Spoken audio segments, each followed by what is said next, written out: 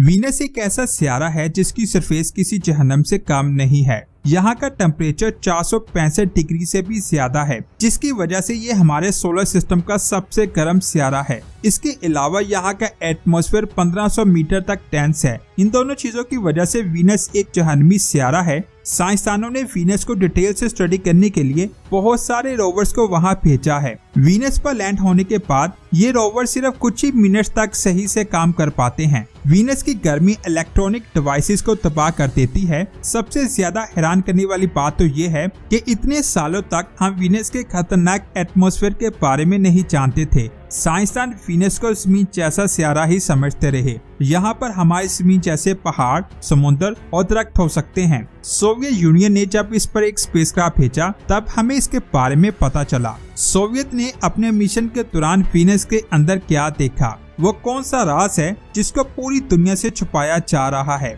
इसके बारे में आप जानोगे आज के इस वीडियो में। तो पूरी वीडियो वॉच कीजिएगा। और आप देख रहे हैं एवरीथिंग। जमीन से 34 मिलियन माइल के फासले पर मौजूद मार्स को हमारी जमीन का ट्विन सियारा कहा जाता है। इसकी दूसरी साइड पर वीनस जमीन के ज्यादा करीब है। जमीन और वीनस का मास और साइज एक जैसा है। कुछ साइंटिस्ट का कहना है कि कभी अर्थ और वीनस ट्विन सिस्टर थे और ये भी कहा जाता है 8 से 700 मिलियन साल पहले वीनस पर पानी था। अगर ऐसा था तो क्या हमारी जमीन भी टाइम के साथ साथ वीनस की तरह एक जहन्नमी सियारा बन जाएगी। सोवियत ने वीनस पर लॉन्च होने वाले प्रॉब्स की सीरीज को 1950 में शुरू किया। उसी वक्त स्पेस एज का स्टार्ट हुआ। उन्होंने 30 सालों में इंटरप्लैनेटरी स्पेसशिप को बनाकर लॉन्च किया जो वेनेरा प्रोग्राम का हिस्सा था। उस वक्त उन्होंने इतने पावरफुल स्पेसक्राफ्ट बनाए जिनका आज भी कोई मुकाबला नहीं कर सकता। 1960 के शुरू में स्पेसक्राफ्ट और कोल्ड वार दोनों ही अपने अरूज पर थी। सोवियत इन दोनों रेसेस में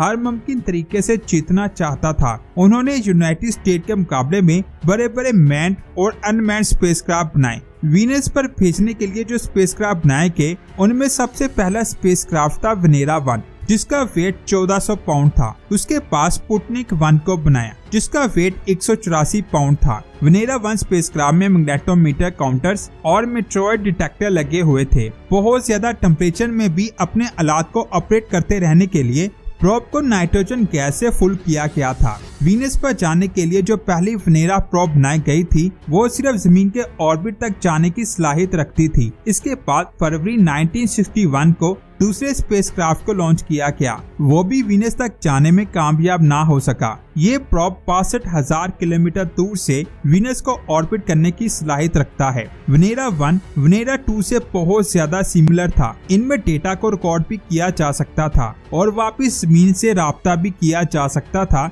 इसके बाद 27 फरवरी 1966 को वेनेरा 2 का मिशन खत्म हो गया और फिर इसे कभी नहीं देखा गया। साइंसदान का कहना है कि हो सकता है कि वेनेरा 2 बहुत हाई टेम्परेचर की वजह से टुकड़े टुकड़े हो गया हो, लेकिन इस बात का कोई भी सबूत नहीं है। वेनेरा 2 के साथ असल में क्या हुआ था ये बात अभी तक कोई नहीं जान सका। इसके बाद वेनेरा सीरीज में 4 और स्पेसक्राफ्ट को बनाया गया जिनमें वेनेरा 3, वेनेरा 4, वेनेरा 5 और वेनेरा 6 शामिल हैं। इनकी मदद से सोवियत वीनस के एटमॉस्फेयर को डिटेल से स्टडी करना चाहता था। इन 4 स्पेसक्राफ्ट का वजन 2000 पाउंड के बराबर था। इन सब में बहुत से आलात लगे हुए थे और इसके अलावा बहुत से डिटेक्टेबल पार्ट्स भी थे जिनको टीसेंट मॉड्यूल कहा जाता है। इनको मुख्तलिफ आलात की मदद से बनाया गया था। लेकिन दोस्तों ये सारी की सारी इन्वेस्टिगेशन कामयाब नहीं हो सकी। मार्च 1966 को वेनेरा 3 प्रोब ने पहली बार वीनस की सरफेस पर लैंड किया और ये पहला रोवर था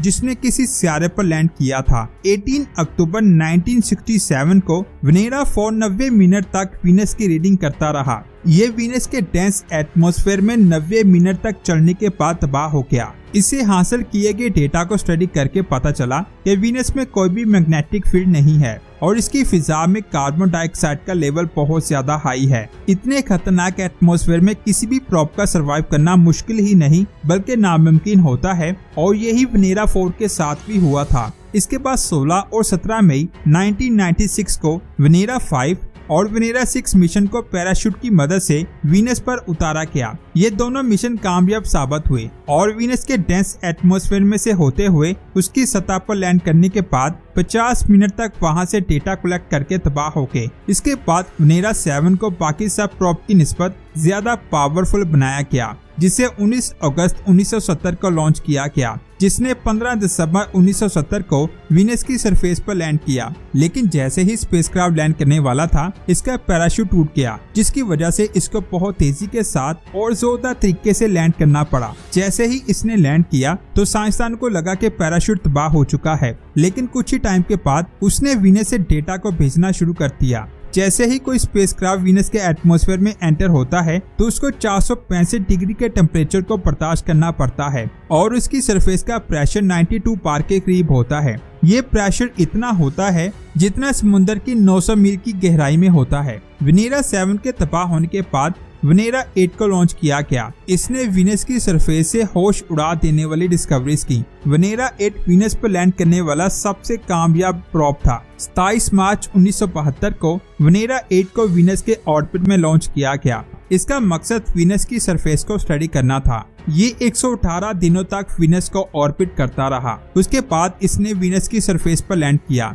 वेनेरा 7 के डेटा से पता चला था कि वीनस की सरफेस में 97% कार्बन डाइऑक्साइड मौजूद है। इस बात को वेनेरा 8 ने भी साबित कर दिया और इसने इसका प्रेशर भी 9.0 एम्पियर रिकॉर्ड किया और साथ ही इसका टेम्परेचर इतना ज्यादा रिकॉर्ड किया। इतने ज्यादा गर्म एटमॉस्फेयर से ये बात क्लियर हो गई कि वीनस पर कहीं भी पानी नहीं हो सकता और ना ही कोई इंसान यहाँ पर रह सकता है। वेनेरा 7 ने यहाँ पर जितनी भी मेजरमेंट की हैं, उन सब को वेनेरा 8 ने सही साबित कर दिया, क्योंकि वेनेरा 8 ने वीनस की सरफेस पर बहुत स्मूथली लैंड किया था। इसीलिए यहाँ पर एक बहुत ही अजीब डिस्कवरी हुई। स्पेसक्राफ्ट ने आसमान में बहुत बुलंदी पर बादलों को डिटेक्ट किया। साइंसदानों ने कहा कि ये बिल्कुल वैसे ही बादल थे जैसे हमारी स्क्रीन पर होते हैं। अब जैसा कि वीनस पर इतने मिशन भेजे जा चुके हैं और इन सब से डेटा सिर्फ रीडिंग्स की सूरत में ही कलेक्ट किया जा रहा था, इसीलिए अब साइंसदान वीनस की तस्वीरें लेना चाहते थे, जिसके लिए उन्होंने 1975 में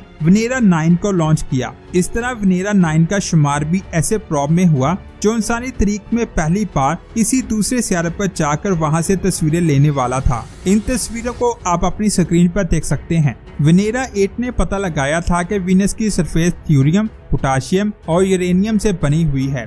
ये ऐसे एलिमेंट हैं जो हमारी स्क्रीन पर पॉसल स्टोन में पाए जाते हैं। सोवियत ने इसके बाद वेनेरा 9 से वेनेरा 12 तक मिशन लॉन्च किया, जिन्होंने दुनिया को पहली बार किसी ऐसे सियारे से मुतारफ करवाया जो किसी दोजख से कम नहीं था। सोवियत यूनियन शायद ही कोल्ड वॉर हार गया हो, लेकिन वीनस को सबसे पहले एक्सप्लोर करने वाला आज भी वो दुनिया का सबसे पहला मुल्क है। वैसे आप सोवियत की इस डिस्कवरी के बारे में क्या कहते हैं, नीचे कमेंट्स करके जरूर बताएं। अगर आप हमारी पिछली वीडियोस को देखना चाहते हैं तो यहाँ पर लेफ्ट और राइट पर क्लिक करके आप हमारी पिछली वीडियोस को देख सकते हैं। मिलते हैं एक और शानदार वीडियो में। अपना बहुत सारा ख्याल रखें। अल्लाह हाफिज।